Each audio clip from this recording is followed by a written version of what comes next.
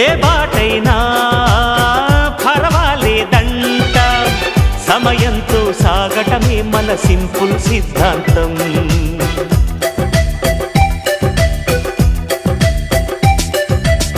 చిరుగాలికి పరిమళమిచ్చే సిరిమల్లెల వనమై ఉందాం, గగనాన్ని నేలను కలిపే హరివిల్లుల వంతెన అవుదాం.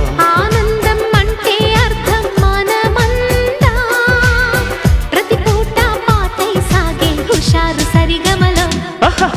ఎన్నో ఎన్నో రాగాలుండే సంగీతం కాదా, చల్లకి నవ్వుల కేరింత.